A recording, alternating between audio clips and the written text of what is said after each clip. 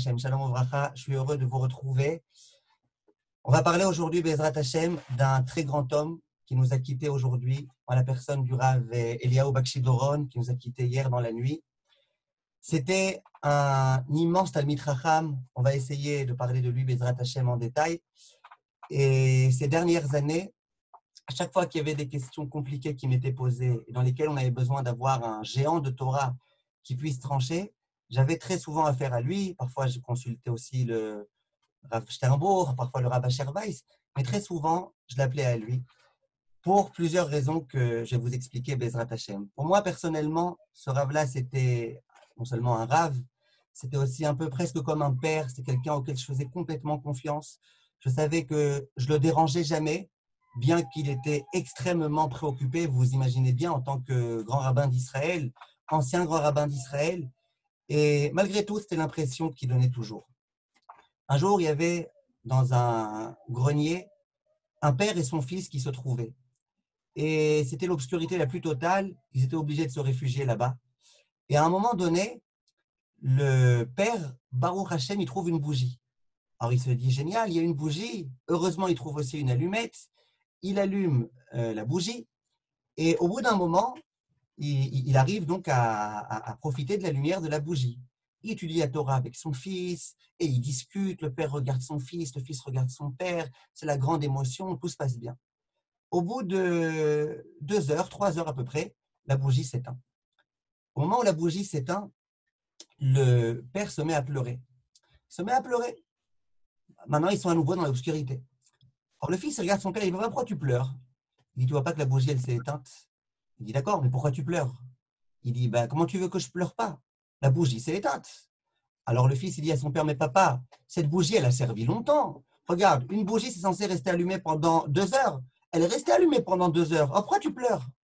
Et le père, il dit à son fils, mais non, je ne pleure pas pour la bougie, je pleure pour nous. Parce que maintenant, on est dans l'obscurité.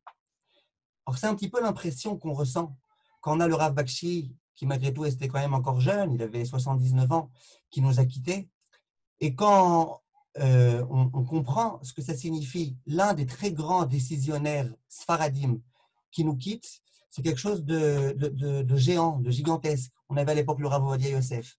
Et on espérait vraiment qu'il nous accompagnerait jusqu'à la venue du Mashiach, parce qu'on avait besoin de lui. Et il nous a quittés.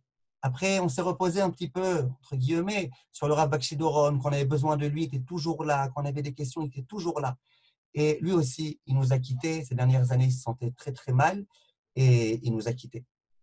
J'aimerais vous parler, Bezrat Hashem, de 3 points très, très intéressants à propos du Rav Bakshi Doron, qui, à mon avis, vont bien montrer c'était qui ce Rav. Il a écrit Al-Shlosha Dvarim Haolam Omed. Sur 3 choses, le monde se tient. C'est quoi ces 3 choses?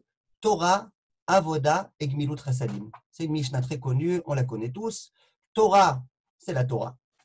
Avoda, d'une façon générale, on explique que c'est la Avodat Hashem qui est la Tfila, Avoda Shebalev. Et Gmilut Chasadim, c'est le Chesed. Le Rav, il incarnait ces 3 dimensions de façon parfaite, encore plein d'autres dimensions, on en parlera un petit peu, Bezrat Hashem, mais déjà ces 3 dimensions de façon parfaite. C'est quoi d'abord Torah? Le Rav Bakshi Doron, il se spécifiait de façon vraiment catégorie par rapport à beaucoup d'autres rabbanim, dans sa connaissance, mais plus dans sa perception de la Torah. Il y a beaucoup de rabbanim, des rachei yeshivot, à très très haut niveau, qui peuvent faire beaucoup de pile-poule. Ils font du pile-poule, ils posent des grosses questions, ils donnent des bonnes réponses. Ils ont une intelligence vraiment incroyable. Mais ils n'arrivent jamais à la halakha. Ils ne tranchent pas à la halakha. J'allais dire, la halakha ne les intéresse pas tellement. Il y a d'autres rabbanim qui sont à fond dans la halakha, mais ils ne sont pas dans le pile-poule. Alors la halakha, c'est juste un tel a dit comme ça, un tel a dit comme ça, un tel a dit comme ça. Bien sûr, il faut un minimum de pile-poule, mais ça s'arrête là. Le Rav Bakshi Doron, qui a étudié à la yeshiva de Hebron, une des grandes yeshivot litaïot, il a réussi à faire les deux. Si vous ouvrez un petit peu ses livres, Shut Binyan Av, vous allez voir de quelle façon il traitait chaque sujet de façon précise. Il abordait tous les points du sujet. Il n'amenait pas tellement de références. Les références, ce n'était pas son fort à lui. Mais par contre, ce qu'il faisait, c'est qu'à chaque fois, il prenait la Sougia, il la décortiquait. Et c'était extrêmement intéressant. J'ai assisté moi-même, parce que j'ai étudié pendant plusieurs années dans l'un de ses kolélim. et j'ai assisté à des cours qu'il donnait. C'était vraiment des cours d'un très, très, très haut niveau. Un très haut niveau, mais sans jamais trop se perdre tellement qu'il voltige haut. Toujours, il restait sur le pshat, mais d'un très, très, très, très haut niveau. Ses cours de paracha, vous pouvez regarder aussi son Binyan Av, le sefer qu'il a écrit sur la paracha et les fêtes. Pareil, c'est un livre, c'est pas simplement des petites histoires. Allez, je vais raconter une histoire un tel, une petite histoire un tel, une petite histoire un tel. C'était toujours un raisonnement. Tout est extrêmement bien ficelé, une introduction, une conclusion, des questions qui sont répondues grâce à tel midrash, grâce à tel Gaon de Vilna, grâce à tel ceci et tel cela. C'était vraiment une Géonout. Donc déjà en connaissance de Torah, le Rav Bakshi Doron, et ça tout le monde le dit, tout le monde le dit, les enfants du Rav Ovadia, je les ai déjà entendus dire à propos du Rav Bakshi Doron, que lui il a réussi à concilier le Pilpoul Ashkenaz et le Psak Sfaradi. Donc ça c'était le premier point. Mais en dehors de ça, il avait des épaules très larges, au sens bien évidemment figuré du terme. Ça veut dire qu'il n'avait pas peur. Il n'avait pas peur quelquefois de dire ça on va autoriser, parce que ça c'est nécessaire et ça il faut autoriser. En dehors de ça, il a beaucoup, beaucoup aimé la Torah. Quand on parle de Torah, ce n'est pas simplement être un grand Talmid Chacham et dédaigner la Torah. Le Rav Bakshi, il aimait énormément la Torah. Toute sa vie, il s'est tué. Il a voyagé à l'étranger des tas et des tas de fois. Pourquoi? Pour enseigner la Torah, pour diffuser la Torah. Et la chose la plus importante qu'il avait à ses yeux, c'était les yeshivot, les kolélim. Son fils, et au passage, je le dis déjà d'emblée, 2 de ses enfants sont des amis à moi. Son fils, le Rav Ben Sion Bakshi Doron, son fils, le Rav Yitzhak Betzael Bakshi Doron, c'est des amis à moi, je les connais très très bien. Vraiment des gens avec des midot comme on en voit très très rarement. J'en connais des fils de Talmidei Chachamim, mais de tels midot, d'une part, toute la journée en train d'étudier la Torah, dès qu'ils ont un moment en train d'étudier la Torah, et d'autre part, quelle modestie. Pourquoi je vous disais ça? L'un de ses fils, au Rav Bakshi Doron, il a ouvert un Talmud Torah en Israël. Un Talmud Torah, c'est une école dans laquelle les enfants, les jeunes étudient. Jusqu'à présent, les bons Talmudé Torah, entre guillemets, c'était les Talmudé Torah Ashkenaz. Il y avait des super bons Talmudé Torah avec beaucoup d'Irat Shamaim, des super bonnes familles qui mettaient leurs enfants là-bas, etc., etc. Mais chez les Sfaradim, c'était un petit peu, entre guillemets, un petit peu un moins bon niveau. Le Rav Bakshi Doron, Rav Ben Sion Bakshi Doron, il a dit c'est pas possible comme ça, c'est pas possible, parce que nos enfants Sfaradim, dans certains Talmudé Torah Ashkenazim, on les refuse, et c'est pas possible que nous, on soit logés à une autre enseigne. Il a essayé d'ouvrir un Talmud Torah. Talmud Torah, Torat Imecha. Ce Talmud Torah, c'est aujourd'hui le meilleur Talmud Torah Sfaradi en Israël, et l'un des meilleurs Talmud Torah aussi, Bichlal, aussi bien Sfarad qu'Ashkenaz. Dans tous les niveaux, dans tous les domaines, c'est pas pour rien que j'ai mis mes enfants dans ce Talmud Torah-là, c'est vraiment le meilleur, l'un des meilleurs Talmud Torah. Il a ouvert une yeshiva Ktana, qui s'appelle Torah Eliyahu, au nom du Rav Bakshi Doron, Eliyahu Bakshi Doron. Et cette yeshiva aussi, un très très bon niveau, tout. Et tout ça, c'était grâce au Rav Bakshi. C'est le Rav Bakshi qui a donné la force à ses enfants. C'est le Rav Bakshi qui les a aidés financièrement à faire tout ça. Le Rav Bakshi, il avait un grand amour de la Torah. Chaque fois qu'il y avait une fête dans la yeshiva, au Talmud Torah, un petit quelque chose, le Rav, il venait, il se déplaçait. À la fin de sa vie, il était en fauteuil roulant, il était faible, il n'avait pas la force. À chaque fois, on demandait au Rav Ben Sion, il va venir, ton père ou pas? Il disait, je ne sais pas, il a dit qu'il va faire tous ses efforts. Et à chaque fois, finalement, il venait. C'était vraiment la chose la plus fabuleuse à ses yeux. Et à chaque fois, il me demandait comment ça va tes enfants et comment ils grandissent, à quelle classe ils sont. C'était quelque chose qui était pour lui extrêmement important. Il aimait énormément, énormément la Torah. Ça, c'est à la Torah. Véa la Avoda. La Avoda, on a dit, quand on parle de Avoda, on parle principalement de Tfila. Le Rav Bakshi Doron, il a hérité ça, entre guillemets, de son beau-père. Son beau-père, c'était un très, très grand Mekoubal. Il s'appelait le Rav Lopez, Abshalom Lopez, le Rav de la ville de Rako. Et ce Rav-là, il avait toujours fixé que l'une des choses les plus importantes, c'est de prier le matin, tous les jours, au Netz Hachama. Tous les jours, tous les jours, tous les jours. Il a tellement insisté sur ça. Il disait, écrit en Shulchan Aruch, que c'est la chose la meilleure à faire de prier au Netz Hachama. Toute sa vie, il a insisté sur ça. Et bien, son gendre, le Rav Bakshi Doron, le Rav qui s'est marié, son premier mariage avec la fille du Rav Lopez, un jour elle va décéder, elle va se remarier. Et bien, le Rav Bakshi, toute sa vie, il a prié au Netz Hachama. Parfois, il était à l'étranger. C'est pas évident d'avoir des minyanim au Netz Hachama à l'étranger. Je me rappelle une fois quand j'étais enfant, il était venu pour un gala en France. Et je me rappelle, à la fin du gala, le Rav de la communauté avait dit, on a le Rav Bakshi avec nous, il nous a fait l'honneur de venir pour notre gala. Le Rav a l'habitude de prier au Netz. Est-ce qu'on peut être sûr demain qu'on aura 10 personnes qui viendront à telle heure, je ne me rappelle plus quelle heure c'était, un horaire vraiment impensable, pour pouvoir que le Rav puisse avoir cette fila au Netz Sachama. Et il y tenait beaucoup, beaucoup, même à la fin de sa vie, quand il était très, très, très fatigué. Et bien encore, il priait au Netz Sachama. Il y a vraiment quelques rares fois où il priait le Shabbat matin, quelquefois il était trop fatigué, il priait un petit peu plus tard. Mais jusqu'à la fin de sa vie, il priait au Netz Sachama. Parfois, il s'endormait pendant la tefila tellement qu'il était fatigué. Le Rav, il avait à la fin de sa vie des dialyses 3 fois par semaine. Ça le rendait très, très faible, très fatigué. Mais malgré tout, tant qu'il pouvait, il priait au Netz Sachama. Il était tout le temps en train de prier, le Rav. À chaque fois qu'il arrivait quelque part, s'il devait donner un cours et qu'il y avait 5 minutes avant le début du cours, il ouvrait des Teilim. Une fois, il est venu à la Brit Mila de mon fils, il était le Sandak, il a lu des Teilim. Le temps que ça commence, il a lu des Teilim. Et c'était très beau de le voir prier, surtout quand il était Sandak et qu'il faisait le Shema Israël, qui recevait sur lui la Kabbat au Malchut Shamaim. C'était beau de le voir comme ça, comment il était proche d'Akadosh Baruch Hu. Et c'était indéniablement quelque chose d'important pour lui. Je me rappelle que lorsqu'il allait pour ses institutions ramasser de l'argent, et quelquefois, par exemple, il y avait quelquefois un grand gala ou alors une grande réunion qu'il avait, une réunion très importante qu'il avait avec un donateur aux États-Unis, par exemple. Et sa réunion a été prévue, par exemple, à 10 h du matin.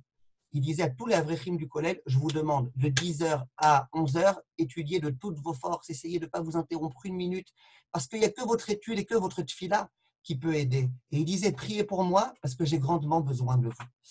Ça, c'était l'amour que le Rav avait pour la tfila. Maintenant, j'en arrive à la troisième dimension, celle de Gmilut Chasadim. À propos de Aaron à Cohen, lorsqu'il est décédé, il est écrit Vaïfku et Aaron shloshim yom kol bet Israël. Il est écrit que tout le peuple juif a pleuré la mort de Aaron pendant 30 jours. Quand Moshe Rabbeinu est décédé, Moshe Rabbeinu qui était quand même pas moins grand, il est écrit Vaïfku bnei Israël. Il n'y a pas écrit tous les bnei Israël ont pleuré. Il y a écrit les bnei Israël ont pleuré.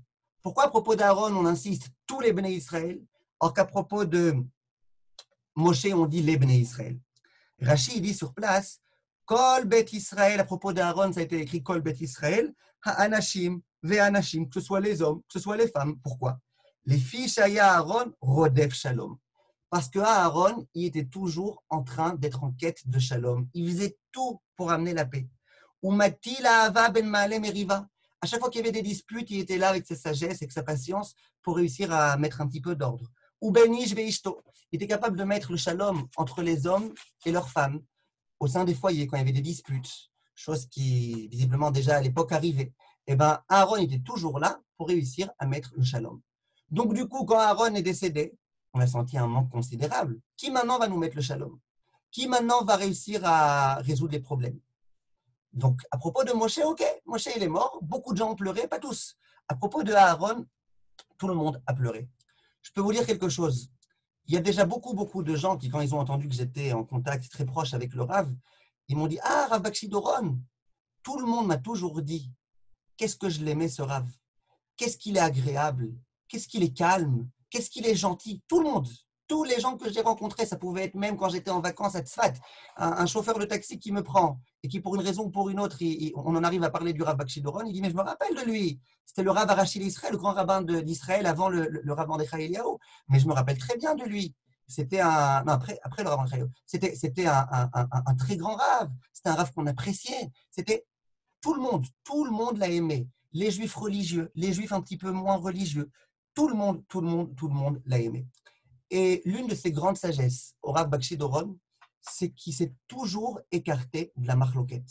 Jamais, de toutes les fois où je l'ai vu, je l'ai entendu, je ne l'ai jamais entendu parler contre quiconque. Il faisait toujours tellement attention à ne pas parler contre personne. Toujours.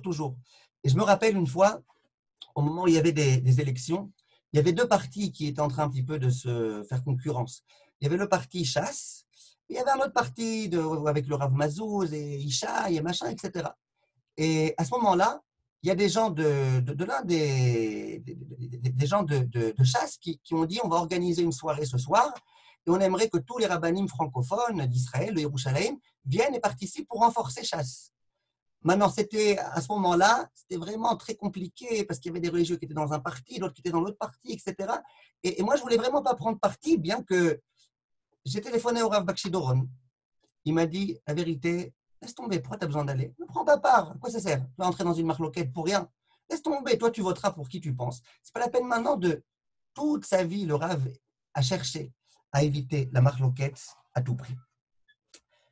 Donc tout le monde l'a aimé. Et quand je dis que c'est un Rav de Gmilut Chassadim, j'aimerais que vous touchiez du doigt un petit peu, c'était quoi la Gmilut Chassadim du Rav? J'ai entendu de plusieurs personnes, de mes propres oreilles, donc je ne rêve pas, des gens qui m'ont raconté et qui m'ont dit, j'étais dans la rue en train de faire du stop. En Israël, c'est très à la mode. Les gens qui n'ont pas la voiture, ou les gens qui veulent économiser le prix du billet de bus, ou les gens qui vont attendre le bus pendant 3/4 d'heure et qui ne veulent pas, ils font du stop. Il y a Baruch Hashem des gens, des grands Baalei Chesed, qui à chaque fois, quand ils peuvent, ils s'arrêtent. Il y a plusieurs personnes qui m'ont raconté, un jour que j'étais dans la rue, je faisais du stop. À un moment donné, il y a une super belle voiture qui s'arrête. Ok, si c'est ça qui me revient, je veux bien. Il dit, j'ouvre la porte, donc j'ouvre la porte, je m'assois. Qui je vois à côté de moi? Le Rav Bakshi Doron. Le Rav Bakshi Doron, depuis le moment où il est devenu Rav Arashi Israël, il avait un chauffeur privé. Et ben, il avait demandé à son chauffeur privé, quand tu peux, arrête-toi. Arrête les gens qui veulent monter en voiture. Et ces gens, ils me disent, mais je ne sais même pas où me mettre. Moi, j'étais à côté du Rav Bakshi Doron en personne pendant un trajet de 1/4 d'heure, à côté du Rav Bakshi Doron. Maintenant, la vérité, mettons-nous un tout petit peu à la place du Rav Bakshi Doron. C'est le grand rabbin d'Israël, Rishon LeZion, avec la redingote. D'abord, il a du temps. Il a du temps pour le temps qu'on arrête la voiture, qu'on demande où tu as besoin d'aller. Ah non, là-bas, bon d'accord, non. Il a du temps pour ça, le Rav Bakshi. A priori, il n'est pas censé avoir de temps pour ça. En dehors de ça, ce n'est pas de son cavote tellement, dans sa voiture privée de la Médina, avec les gyrophares et compagnie, de faire monter maintenant quelqu'un, on ne sait même pas c'est qui. Et si ce quelqu'un, c'est un lourd et qui passe son temps à lui parler, lui faire perdre son temps, ce n'est pas quelque chose qu'on fait quand on est grand rabbin d'Israël. Ce n'est pas quelque chose qu'on fait. Et bien, plusieurs personnes ont témoigné que le Rav faisait. Quand j'ai raconté ça tout à l'heure à mon fils, il m'a dit, ben oui, non, il m'a dit, mais non, c'est pas Rav Bakshi qui s'arrête à chaque fois pour prendre du stop, c'est Rav Ben Sion. Rav Ben Sion, je vous disais, c'est le fils du Rav Bakshi Doron. Le Rav Ben Sion Bakshi Doron, je vous disais, qui a ouvert maintenant une yeshiva, à chaque fois qu'il peut, il s'arrête et il prend en trempe des gens, il prend en stop des gens. Alors j'ai dit à mon fils, ouais, ben, tu vois de qui il a appris le fils. Il a appris de son père à faire cette chose-là. Donc ça, c'est un exemple, à mon avis, qui me semble être très, très, très parlant. Le vendredi soir, et ça, je vous le dis aussi de connaissance, parce que celui qui est marié avec la petite fille du Rav Bakshi Doron, c'est un très bon ami à moi, il s'appelle Nahum Adika. Et très souvent, il se trouvait donc chez le grand-père de sa femme, chez le Rav Bakshi Doron. Il me dit tous les vendredis soirs, il y a des invités à table. Il me dit, c'est qui les invités? C'est tout type de personnes qui n'ont pas où passer Shabbat, des vieux, des vieilles personnes, parfois des jeunes qui sont pas mariés, qui n'ont pas où passer Shabbat. Et puis comme sa femme, en plus, elle donne des cours dans tout type de michalot, etc., elle fait venir tous les repas. Il y a des invités, parfois le Rav, il ouvre des bouteilles de vin en l'honneur de ses invités, etc. Tous les repas. À nouveau, c'est pas, je ne sais pas qui, c'est le grand rabbin d'Israël. Et puis quand il invitait des gens, il leur parlait de ce dont il voulait parler. Si c'est des gens qui étaient des gens de Talmidei Chachamim, il leur parlait beaucoup de Torah. Si c'est des gens un petit peu moins Talmidei Chachamim, il leur parlait de ce dont il voulait parler. Un homme qui était, Pshuto Kemashmao, un homme de chesed. Il a fait abnégation de lui-même, de son kavod, de son honneur, de tout. Tout ça juste une chose, pour faire du chesed. Ça s'appelle du chesed. Quand on téléphonait chez le Rav, plein de fois, il répondait lui-même. D'abord, je le sais parce que plein de fois, j'appelais et il me répondait lui-même. Ensuite, je le sais parce qu'une fois, j'étais chez lui, le téléphone a sonné, il a répondu. Et vraiment, avec beaucoup de patience. Non, ma femme n'est pas là. L'autre, il lui dit, combien de temps va venir? Je ne sais pas, peut-être dans 1 heure à peu près, quelque chose comme ça. Ah d'accord, merci beaucoup. Le Rav comme ça, en toute simplicité. Vous imaginez, l'un des Gdolé Israël, l'un des grands rabbinim d'Eretz Israël. En toute simplicité, il se lève, il répond, on lui fait perdre 2 minutes comme si c'était une secrétaire. Mais non, lui, c'est un homme de chesed. Et rien ne le dérange. Le Rav, il se déplaçait pour aller réjouir des gens. Quand il avait des élèves qui se mariaient, des élèves qui faisaient des bar mitzvah, la bar mitzvah de leurs enfants, la bar mitzvah de mon fils, il est venu, le Rav Bakshi Doron. À celle du deuxième enfant, il était déjà très malade, il n'a pas pu venir, mais après les gens m'ont dit, plusieurs fois dans la même journée, il a dit aujourd'hui je vais moi à la bar mitzvah du fils de Cohen Arazi. Finalement, il n'a pas pu venir parce que c'était le jour de la dialyse, il était très fatigué. Mais en tout cas, le Rav, à chaque fois, il essayait de se déplacer et de faire tout ce qu'il pouvait pour venir et pour honorer les gens. Et quand on lui disait, mais ça va, ça y est, tu peux pas, la même journée, hein, tu es quand même un être humain, la même journée aller jusqu'à Akko, et après aller jusqu'à Sfat, ensuite aller dans l'autre bout d'Eretz Israël, tu peux pas.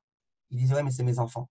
Un père, il ne peut pas refuser. Un père qu'on invite à une simcha, il ne peut pas refuser. Et ce grand Rav-là, avec toute sa Torah, avec toute son étude, avec toutes ses yeshivot, avec tout, il allait parce qu'un papa, il ne peut pas refuser.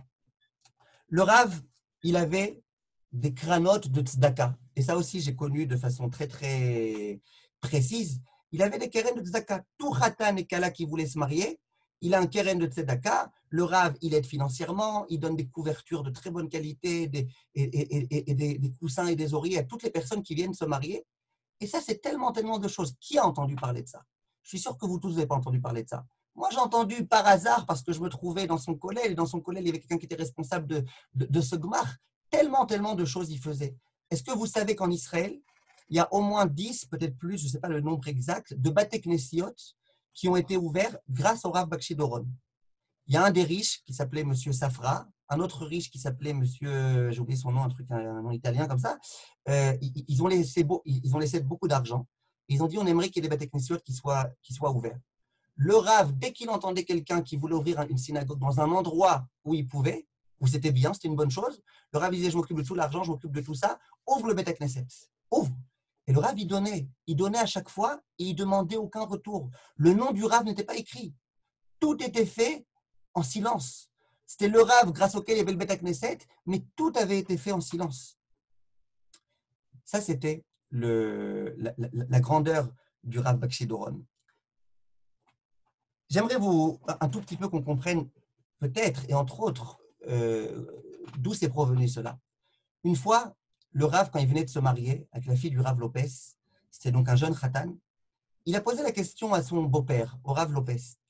Il lui a dit, dites-moi, j'ai une question un peu curieuse. Voilà, moi, je suis un vrai, je passe ma journée à étudier la Torah. J'aimerais savoir, tous les jours dans Shema Kolenu, est-ce que j'ai le droit de prier pour la richesse? Ou est-ce que c'est bien de prier pour la richesse? Est-ce qu'un juif ben Torah, il doit prier pour être riche?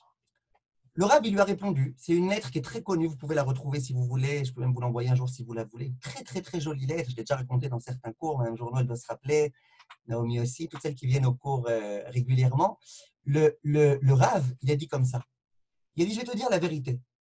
Prier pour être riche, bien sûr. Le riche, il a la possibilité de faire de la tzedaka, d'accomplir des mitzvot, de faire des choses. Parfois, il y a même un pouvoir. Ses mots, ils sont plus entendus. Bien sûr que tu dois prier pour être riche. Mais à une condition. Et écoutez bien ici la beauté de la réponse du Rav Lopez. À condition que lorsque tu seras riche, tu continues à vivre exactement avec le même standing que celui dans lequel tu vivais avant d'être riche. Et si tu me dis, à quoi ça sert de prier pour être riche? Non. Et tout l'argent que tu reçois, en plus, tu le donnes à la tzedaka, aux pauvres, aux yeshivot, aux machins, aux ceci, aux cela. Comme ça, le Rav lui a dit, prie pour être riche, mais garde le même standing. Si c'est être riche pour toi-même profiter de l'argent sans arrêt, etc., non, ça sert à rien. Prie pour être riche, pour pouvoir avoir le mérite de faire beaucoup de tzedaka. C'est très beau, on n'est pas à ce niveau-là, mais c'est ça que le Rav disait. Et le Rav lui-même, Lopez, ceux qui l'ont connu, il avait le cinquième de ce qu'il gagnait, il le donnait à la tzedaka. Il avait des enveloppes d'argent sur son bureau. Toute personne qui venait, qui était en nécessité, il lui donnait des enveloppes. C'est quelque chose de très, très fort. Mais le Rav Bakshi, c'est un peu pareil. Le Rav Bakshi, il avait énormément d'argent parce que les gens qui avaient des moyens, ils lui faisaient confiance. Il savait que c'était un homme de vérité à 100%, à 1000%. Il lui donnait beaucoup d'argent à distribuer, etc. Le Rav, qu'est-ce qu'il faisait? Eh ben, il se servait de son argent pour aider les kolélim et les yeshivot, et pour aider les pauvres, et pour aider toutes les personnes qui pouvaient, les khatan et les kalotes, pour recevoir des gens, pour tout. C'est ce qu'il faisait. Et lui-même, il vivait dans une immense simplicité. Immense simplicité. Son fils, il me dit que sa mère, donc la femme du Rav Bakshi, elle voyageait en autobus. C'est pas parce que genre sa femme du Rav Bakshi qu'elle voyageait en taxi à chaque fois, etc. Elle voyageait en autobus. Quelqu'un m'a dit une fois qu'il a rencontré le Rav Bakshi lui-même dans un autobus, alors qu'il était déjà grand rabbin. C'était quelqu'un qui vivait avec beaucoup, beaucoup de simplicité. Un jour, je vous raconte une histoire personnelle. Il n'y a pas beaucoup de gens qui connaissent cette histoire-là, mais je la raconte en l'honneur du Rav, parce que tout ce que je vais dire, c'est tellement en son honneur que je veux le dire. Avant que j'ai mon site, je donnais des cours dans plusieurs sites de Torah. Un jour, il y a un élève qui est venu me voir et qui m'a dit, écoutez, il faut que vous ouvriez un site, c'est tellement important, vous pouvez faire tellement de choses, blablabli, blablabla. D'accord. Je lui ai dit, OK, alors quoi? Cet élève, c'est un perfectionniste. Il faut que tout soit bien fait. Donc, il a appris pendant des mois et des mois, il a trouvé la boîte qui pouvait créer le plus beau site, la façon la meilleure, ceci, cela, etc. Une fois qu'il a vérifié, il m'a dit, voilà, ça coûte environ 10 000 euros. Je lui ai dit, d'où tu veux que je te sorte 10 000 euros, moi? 10 000 euros. Il me dit, non, non, mais Hachem, il va t'aider, Hachem, il va t'aider. On a commencé à réfléchir. Comment on va pouvoir trouver 10 000 euros? Et à un moment donné, je lui ai dit, il paraît que le Rav Bakshi Doron, quelquefois, il aime bien aider les choses de Torah, etc. Il m'a dit, ben on y va. Je dis, mais non, j'ai hyper honte, moi, tu plaisantes. Il me dit, n'aie pas honte. Et puis, il m'a fait un peu de coaching comme ça, il m'a coaché pour qu'on aille voir le Rav Bakshi Doron. Je crois que c'est la première personne que j'étais, avant même d'aller voir certains élèves et certaines personnes qui m'ont aidé très généreusement, j'ai été voir le Rav Bakshi Doron. J'étais avec cet élève, on était dans la Lishka, là où le Rav y recevait les gens. On lui a expliqué rapidement de quoi il s'agit, qu'il y a un site de Torah, que les Français ils ont besoin, etc., etc., etc. Il a bien écouté, il m'a posé quelques questions, etc. Immédiatement, il a pris son chéquier. Vous me croirez si vous voulez, je sais que ceux qui viennent m'écouter, c'est qui me croient. Il m'a fait un chèque de 20 000 shekels.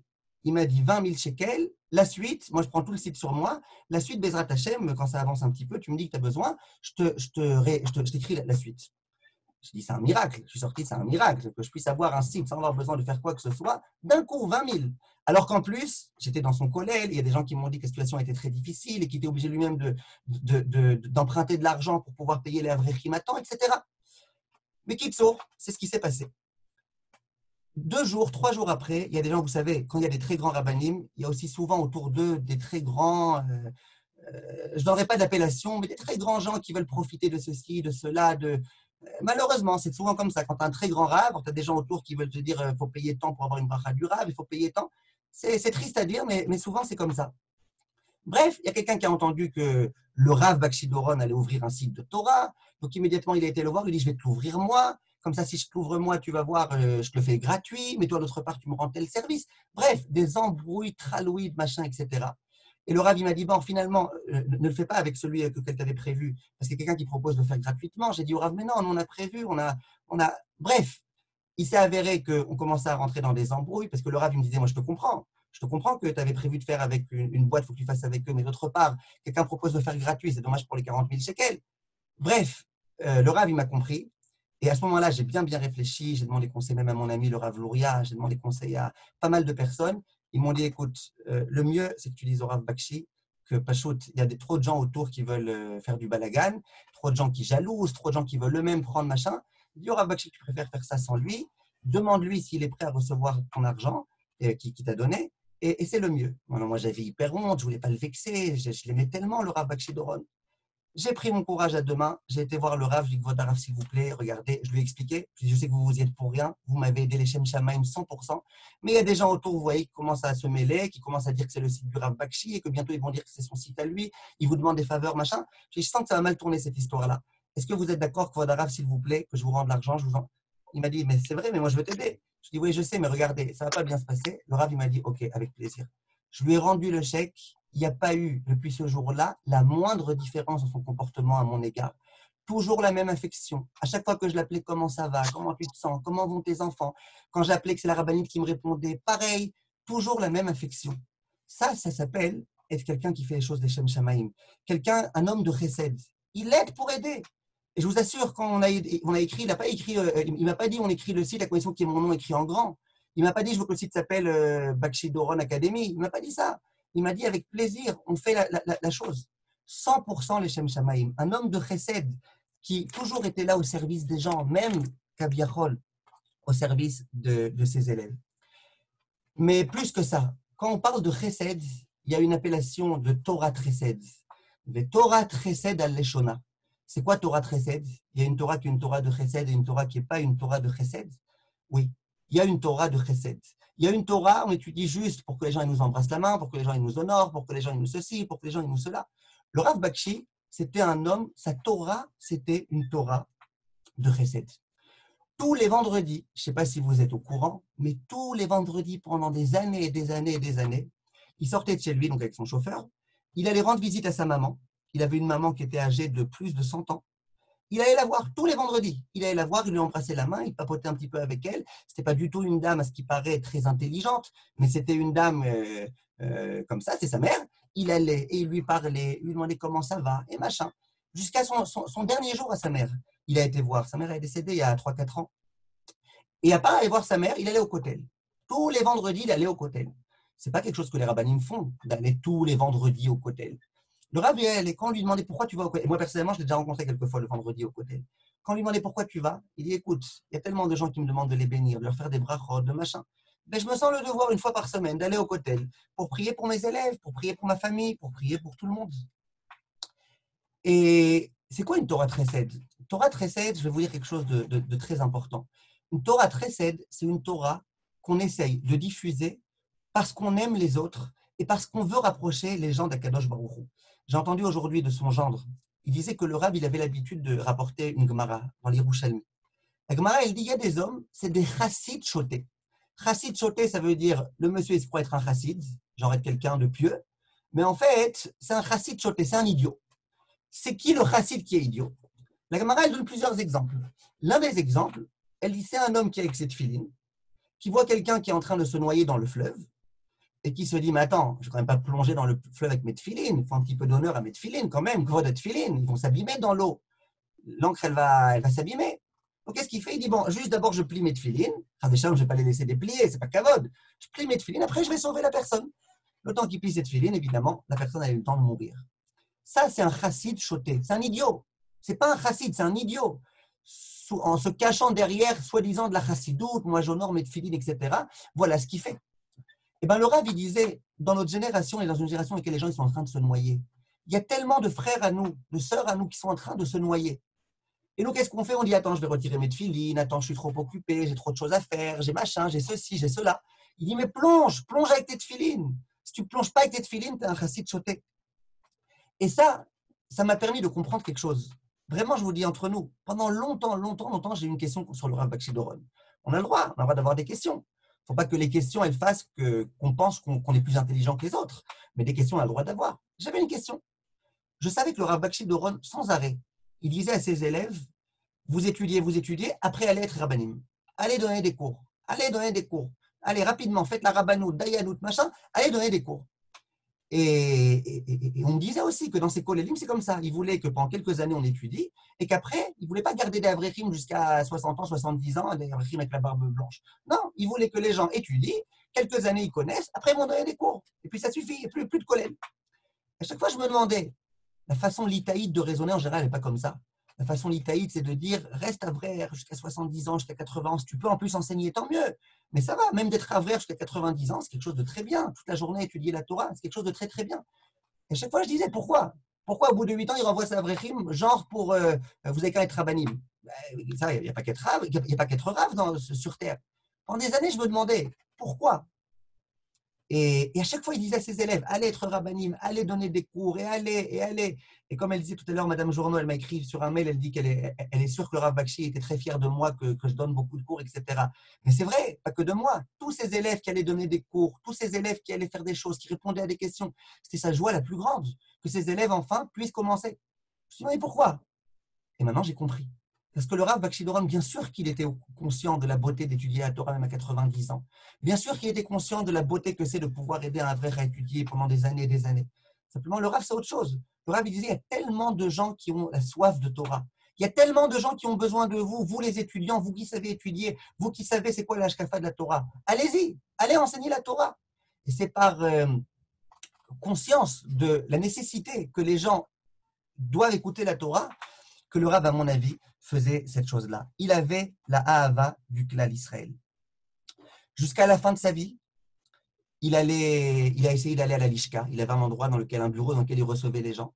Jusqu'à la fin de sa vie, je me rappelle, parfois il était fatigué. Parfois, pour le lever de la voiture au fauteuil roulant, il fallait le porter comme ça. Et le Rav, c'est très dur et machin. Il le faisait. Pourquoi? Pour recevoir des gens. Il y a des gens qui avaient besoin de ses brachot, il y a des gens qui avaient besoin de ses conseils. Jusqu'au dernier moment, il le faisait. On pouvait toujours parler avec lui, toujours, par téléphone, à la Lishka. Je me rappelle, moi, à chaque fois que je lui demandais est-ce que je peux venir vous voir, par exemple, quand j'avais des enfants auxquels il fallait faire la khalaké, il fallait leur couper les cheveux. Donc, j'appelais le Rav à la maison, Et il me dit, là où tu veux, tu peux venir à la maison de telle heure à telle heure, tu peux venir à la Lishka de telle heure à telle heure. Toujours, il m'était à l'aise. Je me rappelle une fois, j'ai pris un enfant, c'était un vendredi, j'ai pris mes enfants pour la Khalaké. Le Rav, il m'a dit, reviens à telle heure. Maintenant, il y a eu un problème d'une dernière minute, on a raté le bus, je ne sais plus exactement quoi. On était en retard, j'ai appelé le Rav, je suis désolé, Rav, j'ai avoir 5 minutes de retard. Il me dit, pas de problème. Je suis arrivé, je dis, je suis désolé, désolé, désolé. Il m'a mis à l'aise, il m'a dit, mais ça va, qu'est-ce qu'il y a? Il n'y a rien du tout, c'est Besséder, à Koltov. Pour l'instant, j'ai étudié la Torah. Tout le temps, il mettait les gens à l'aise. Quand on venait pour faire la Khalaké, le Rav, il prenait son temps, il faisait une bracha à l'enfant. Après, la rabbinite, elle amenait un paquet de bonbons pour l'enfant et pour les frères et sœurs qui étaient venus. Toute façon tellement agréable pour donner l'amour de la Torah à tout le monde. Et c'était vraiment, je me rappelle une fois, le Rav il était très fatigué. Et c'est à l'époque où il marchait encore. Mais il était déjà très fatigué, il avait eu déjà un accident, etc.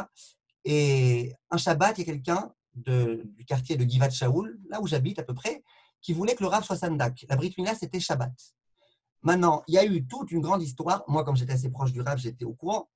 Le Rav, il voulait absolument accepter cette mitzvah pour faire plaisir au père du bébé.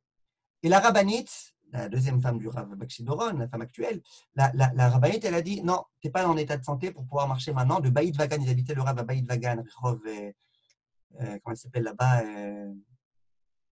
j'ai oublié, à Rajwan, Rehov Rajwan. De Rehov Rajwan, pour le Rav à son âge, de Rehov Rajwan jusqu'à Givat Shaoul, c'était au moins 40-45 minutes de marche. Le Rav dit mais si je peux aller. Elle lui dit non, tu ne peux pas, tu n'es pas en état, tu ne peux pas.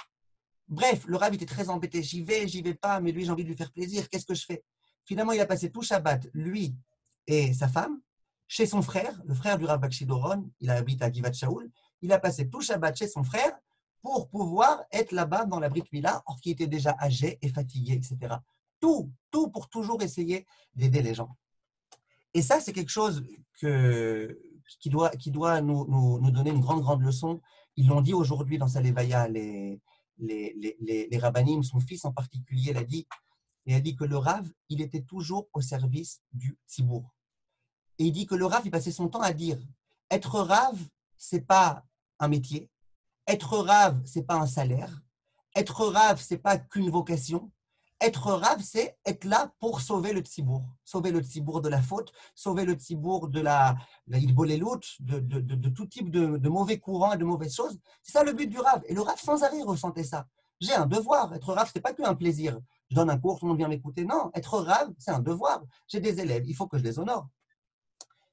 Et le Rav, il disait aussi, le Rav Bakshi Doron, il disait aussi que le soir du Seder, il y a 4 enfants.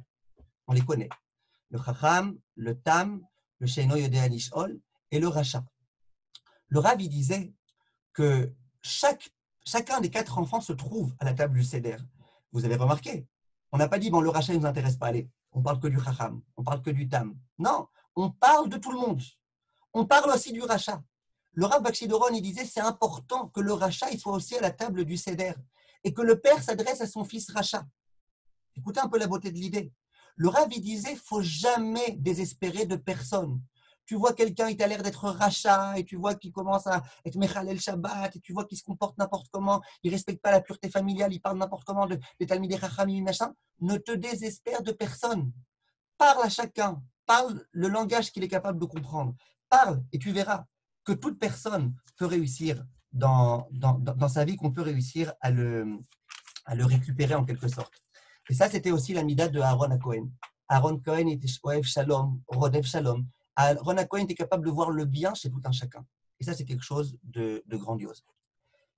Et avec tout ça, on a parlé longuement de Torah, Avoda, Gimilut Chassadim, un homme qui excellait dans tout ça. Et avec tout ça, on aurait pu quand même s'imaginer qu'il soit un minimum orgueilleux. Attends, se lever tous les matins au Netz, être là pour le Tzibour, faire tout ça. Au moins, il mérite un peu d'orgueil. Avec tout ça, il avait le Rav, une anava, une modestie vraiment inégalable. Inégalable. Je vous donne quelques petits exemples. Le Rav Bakshi Doron, à chaque fois qu'il était invité, par exemple, pour une choupa, il arrivait à l'heure. Son chauffeur lui disait, mais Kvod Rav, vous ne pouvez pas arriver à l'heure. Un Rav Arashi, il n'arrive pas à l'heure. Si vous arrivez à l'heure, alors et vous allez devoir attendre le khatan et la kala et le machin. Et lui, à chaque fois, il disait, moi, on m'a dit que c'était à telle heure, je viens à telle heure. À chaque fois. Et je vous dis, moi, je l'ai vécu moi-même. Il était le sandak de mon fils. Baruch Hashem, j'ai eu ce mérite de l'un de mes enfants. Il était sandak. On lui a dit, c'est à telle heure. Il est arrivé. Le Moël n'était pas encore là. Aucun problème. Il est venu, il s'est assis. Il a commencé à lire ses Tehillim, comme je vous disais tout à l'heure. Il y a des gens qui sont venus lui poser des questions. Moi, j'ai parlé un petit peu avec lui de sujets qui m'intéressaient. Et voilà. Mais il était à l'heure.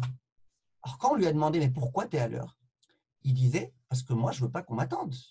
Qui suis-je, moi, pour que les gens ils m'attendent? Je ne veux pas qu'on m'attende. Moi, je suis pour le Tzibour. Donc, il est hors de question qu'on m'attende. Ça, c'est une très, très, très, très grande modestie. À chaque fois que je l'appelais, et si c'était avec moi, c'était sûrement avec tout le monde, à chaque fois, il disait, comment vas-tu? Toujours. Avant de commencer, oui, qu'est-ce que tu veux? J'ai pas le temps. Comme il y en a qui diraient, c'est Picouar Nefesh ou pas, sinon je ne te réponds pas. Comment ça va? Tu vas bien? Tout va bien? Pourtant, chaque minute était comptée. C'était un rave qui passait beaucoup, beaucoup d'heures à étudier la Torah. Et pourtant, à chaque fois, il commençait comme ça. C'est peut-être pour ça qu'il a été enterré aujourd'hui de façon très, très sobre. Très, très, très, très sobre. Un rave de cette dimension-là, il aurait dû avoir des milliers de personnes qui participent à sa levaya. Mais à cause du corona et de toute la situation, il n'y avait personne. Il y avait 10 personnes, que les enfants, tous avec des masques. Les rabbinim, ils ont parlé avec des masques. Et il y a eu une toute petite levaya. Toute petite. Il y a beaucoup de gens qui l'ont suivi en direct de leur ordinateur, etc. Mais il a eu une toute petite levaya. Parce que ce rave-là, c'était un homme gigantesque qui a toujours voulu la sobriété, qui a toujours voulu la modestie. Et bien même sa levaya, elle a eu lieu dans la modestie. Et dans sa tzava, dans son testament, il n'a pas demandé qu'il y ait des milliers de personnes qui viennent. Il a demandé une chose. Quand on prend mon corps, j'aimerais que les enfants, des Talmud et Torah, ils récitent le passouk Yoshev et Sefer Elion. Il y croyait, lui, le Rav, en la doucha des enfants. Et il souhaitait ça. Le Rav, il avait aussi une autre mida, c'était aussi la mida de Aaron, comme écrit dans les Midrashim, la mida du Emet, la mida de la vérité. Pour le Rav Bakshi, la vérité, ça passait avant tout. Ça s'est traduit dans plein de domaines dans sa vie. Vous savez, être grand rabbin d'Israël, ce n'est pas toujours facile. Par exemple, pour prendre un exemple récent, puisqu'on est dans Pessah, le papouchado, le fameux gâteau, la matzah hashira. Le Rav Bakshi, il a écrit une longue tchouva, extrêmement claire, avec tous les arguments. Il a aussi interrogé des chimistes et des machins pour comprendre comment ça marche le chametz et comment ça marche et ceci et cela. J'ai fait un cours sur mon site à propos de la matzah hashira, où je reprends pas mal d'arguments que le Rav amène. Et il arrive à la conclusion que pour lui, ça sourd à Pessah de manger de la matzah hashira. Maintenant, le Rav Bakshi était quand même assez soumis au Rav Ovadia Yosef. Je trouve que c'est Rav Ovadia Yosef qui lui a permis de devenir grand rabbin d'Israël. Ok, et le Rav Ovadia Yosef lui a autorisé la matzah hashira. Mais le Rav Bakshi lui l'a interdit. Lui il dit, j'aimerais bien autoriser, mais j'ai tous les arguments face à moi pour interdire. Donc j'interdis. Ça lui a coûté cher. Le Rav Ovadia s'est fâché contre lui à un moment donné. Mais pour lui, le plus important au Rav, c'était de dire le Hémet. Ce qu'il pensait être le Hémet, il le faisait. Le Rav, il faisait tout ce qu'il faisait avec modestie et avec énormément de l'Echem Shamaïm. Comme je vous disais, tous les Shem Shamaïm, dans sa démarche, tout ce qu'il faisait, c'était Shem Shamaïm. Jamais la question, c'était qu'est-ce que ça m'apporte, qu'est-ce que ça ne m'apporte pas. Je l'ai vu dans des tas de choses. Il n'allait pas dans des endroits par rapport simplement à ce que ça va lui apporter. Il allait dans des endroits pour savoir comment lui, il pouvait apporter aux gens. Et dès qu'il pouvait apporter à quelqu'un, il venait et il passait du temps. Le Rav, on lui a proposé, et ça aussi je l'ai entendu de sources très très sûres, une fois que le Rav Ovadia est décédé, Ari Deri est venu le voir. Il lui a proposé d'être lui maintenant le leader de chasse, après le Rav Ovadia. Le Rav a dit non, je refuse. Il n'a vraiment pas voulu rentrer dans ça. C'était un homme qui faisait ce qu'il faisait, les Shem Shamaïm. J'aimerais terminer, Bezrat Hashem, ces petits propos avec une petite idée. Vous savez que malgré tout, c'est la fête, on doit se réjouir. On va rentrer, Bezrat Hashem, dans le Shvi'i chez le Pessah. On va rentrer dans le 7e jour de la fête de Pessah, le jour où il y a eu la Kriyat Yam Souf, la déchirure de la mer Rouge.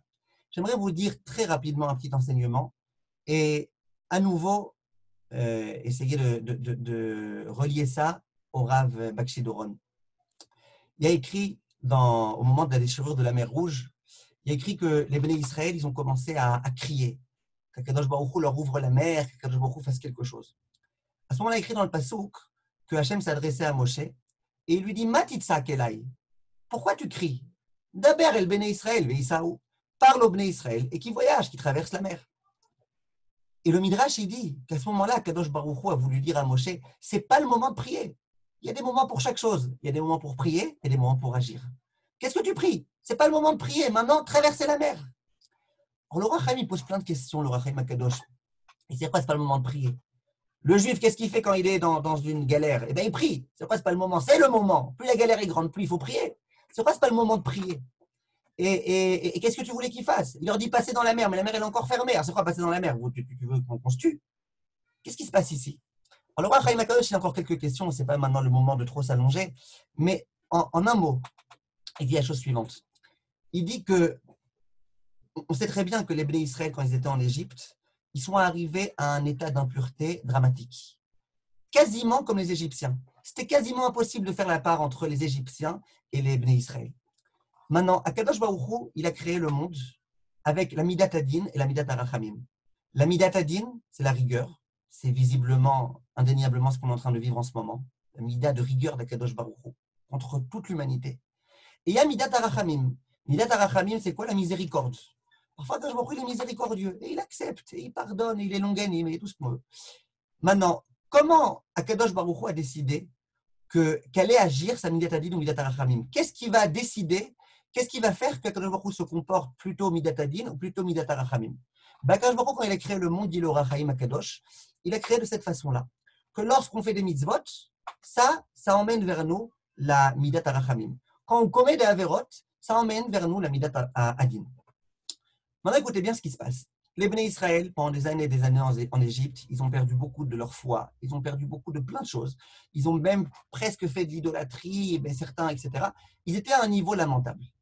Ils arrivent devant la mer, et la mer refuse de s'ouvrir. Pourquoi la mer refuse de s'ouvrir? Il y a écrit dans Chazal que les anges, ils se sont adressés à Kadosh Baruch Hu. Ils ont dit, pourquoi tu veux qu'on leur ouvre? Pourquoi? Qu'est-ce qu'ils ont de plus que les Égyptiens? Eux, ils font Avodah Zara, eux, ils font Avodah Zara. Eux, ils font des Averot, et eux, ils commettent des Averot. Pourquoi? C'est pas juste. À ce moment-là, dit le Rachaim Akadosh Baruch Hu était embêté. Parce qu'il avait envie que la mer s'ouvre en faveur des Bnei Israël. Mais il était dans l'impossibilité de pouvoir l'ouvrir. Kaviachol, pourquoi? Parce qu'Hachem lui-même a décidé que lorsqu'il y a autant de mitzvot que de Averot, ou que quand il y a plus de Averot que de mitzvot, c'est Midat Adin. Donc, impossible d'ouvrir la mer. Donc, Akadosh Baruch Hu lui-même était embêté. Il ne savait pas, en quelque sorte, il ne savait pas quoi faire. Moshe, il vient et prie. Hachem, s'il te plaît, Hachem, s'il te plaît, Hachem, s'il te plaît.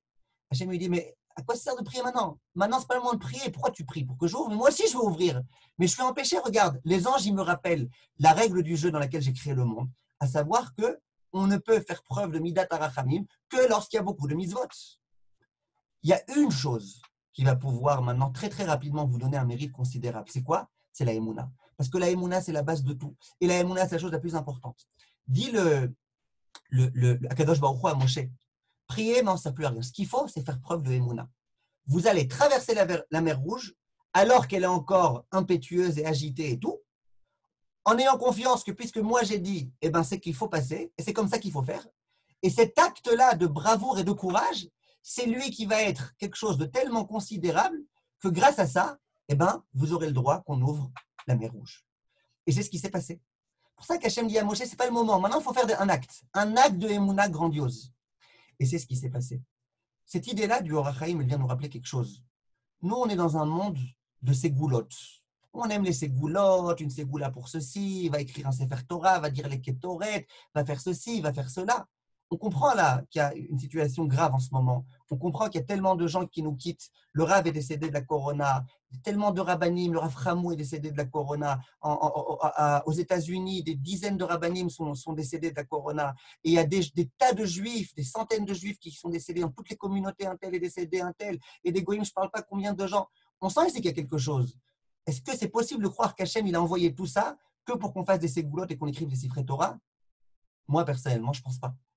Hachem, ce qu'il attend de nous, c'est qu'on agisse. Une ségoula, je ne pense pas que c'est plus que de crier, que Vaïtsakou. Ce qu'il faut maintenant, c'est quoi? Ce qu'il faut maintenant, c'est qu'on agisse. Et le Rachaim, il vient nous rappeler. Il y a des moments où il faut agir. Et c'est grâce à nos actes qu'il y a la bracha. On veut avoir la bracha, elle dépend de nous. Ni les mekoubalim, ni les machins, ni les trucs, rien. Nous, qu'on agisse, qu'on accomplisse la Torah et les mitzvot comme il faut, c'est ça qui donne des mérites. Et quand il y a des mérites, il y a Midat Arachamim. Et quand il y a Midat Arachamim, la mer, elle s'ouvre en deux. Quand il y a Midat Arachamim, tout peut bien se passer. Mais ça, c'est une leçon que le Rav Bakshi Doron, il m'a enseigné. Je me rappelle qu'il était venu une fois à un gala et c'était lors de la paracha de Bechukotai. La paracha de Bechukotai, c'est la paracha dans laquelle il y a ou les bénédictions ou les malédictions. Tout dépend si on suit les commandements de la Kadosh Baruch Hu ou pas. Le rabbin qui avait invité le Rav Bakshi Doron, c'était en Israël ce gars-là, il avait dit, voilà, on a le mérite d'avoir avec nous le Rav Bakshi Doron. Alors le Rav, il va nous faire une bracha pour que nos institutions réussissent et fleurissent, etc., etc. Je me rappelle comme si j'étais, ça remonte il y a des années et des années. Le Rav, il a pris le micro et il a dit, écoutez, on me demande à moi de bénir l'institution pour qu'elle réussisse. Qui suis-je? Qui suis-je, moi, pour bénir? Il dit, on est dans la paracha de Bechukotai. Dans la paracha de Bechukotai, Akadosh Baruch Hu lui-même, il promet les brachot. Im Bechukotai telechu. Si vous suivez mes préceptes et mes commandements, eh bien, moi, Hachem, je vous enverrai la pluie, je vous enverrai la parnassa, je vous donnerai la réussite, je vous donnerai ceci et cela. Il n'a pas besoin de moi. Hachem, il est prêt à donner la bracha. Quoi? En agissant, en accomplissant. Et ça, c'est un message important. Chaque juif, il a son petit quelque chose à faire, qui va pouvoir rajouter énormément et qui va pouvoir faire que les choses fonctionnent. Je termine en disant, si vous le voulez bien, un autre enseignement que j'ai entendu du Rav. Le Rav, il dit qu'on disait de Sarah que quand elle avait 100 ans, elle était comme quand elle avait 20 ans. À 20 ans, elle était belle. À 100 ans, elle était belle comme à 20 ans. Et elle n'avait pas de faute, etc. Alors, le Rav, il a dit, si on réfléchit bien, c'est quoi le Teilim 100? Le Teilim 100, c'est le Teilim dans lequel on remercie Akadosh Baruch Hu. Le Teilim 20, vérifiez, c'est le Teilim dans lequel on supplie Akadosh Baruch Hu, donne-nous, sauve-nous, protège-nous, etc. Dit le Rav, une fois, il a une voisine qui avait besoin de marier sa fille, etc., etc. Et elle avait promis, moi je vais 40 jours au cotel consécutif pour prier pour que ma fille se marie.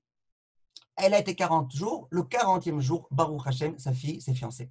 Donc, Baruch Hashem, bonne nouvelle, c'est goula, tfilot, machin.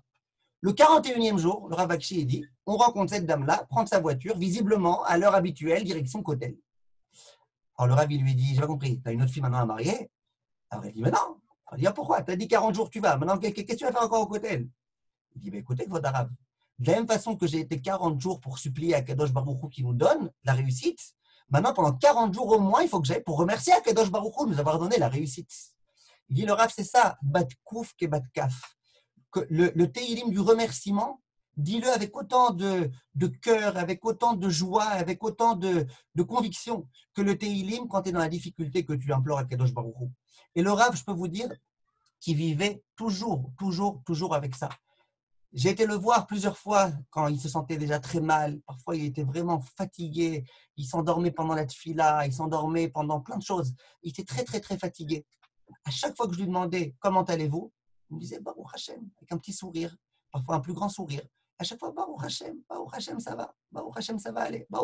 À chaque fois, toujours. Il n'allait pas bien, il était fatigué, il ne pouvait plus étudier tellement. Mais Baruch Hashem. Et les gens, beaucoup de gens qui m'ont dit qu'ils avaient déjà vu le Rav Bakshi, ils m'ont dit que l'impression qu'ils ont quand ils voient le Rav Bakshi, c'est une impression de calme. Je ne sais pas si vous l'avez déjà vu sur la photo, je ne sais pas si vous le verrez, mais calme. Quand il parlait avec une toute petite voix, une voix très calme. Toujours, tout ce qu'il faisait dans sa vie très calme. Il était très aride, très empressé, il marchait vite quand il marchait, mais toujours très calme, tout était calme dans sa tête. Jamais il te donnait l'impression que tu étais trop pressé, que tu le dérangeais, que tu ceci et cela. Ben, ça, c'est le Rav Bakshi. Comment il a pu, alors que ça allait tellement mal, à chaque fois dire ça va, Baruch Hashem, ça va, Baruch Hashem. Comment ça se fait? Ben, c'est parce qu'il vivait, à mon avis, avec cette dimension qui est celle de bat kouf et bat kaf. Toujours essayer de se concentrer sur le bien. Qu'est-ce qui va bien et qu'est-ce qui va mieux? Et à chaque fois, il se concentrait sur ça. Et grâce à ça, il a pu, Baruch Hashem, toujours réussir à bien se sentir. Et il a été un véritable exemple pour beaucoup de gens. Personnellement, pour moi, il a été un très grand exemple. Et j'ai énormément appris de lui. J'ai beaucoup de Hakarat parce qu'il était toujours là quand j'ai eu besoin de lui pour des questions de halakha, pour des conseils. Il y a toujours eu des conseils perspicaces, des très bons conseils qui se sont avérés même après être des très bons conseils. On m'a proposé une fois d'être rave dans un autre quartier de Yerushalayim. J'ai été le voir, je lui ai demandé conseil. Il m'a conseillé comment faire, comment ne pas faire, ne pas m'emballer, ne pas ceci, ne pas cela. Baruch Hashem, je lui dois beaucoup au Rav Bakshi Doron. Et j'aimerais, Bezrat Hashem, demander au Rav Bakshi Doron qui prie en notre faveur, lui qui a toujours tellement prié pour le clan Israël, qui prie en faveur du clan Israël parce qu'on a en ce moment tellement besoin de ces prières et des prières de tous les tzadikim, Bezrat Hashem, Zchuto Yagen Alenu. Amen.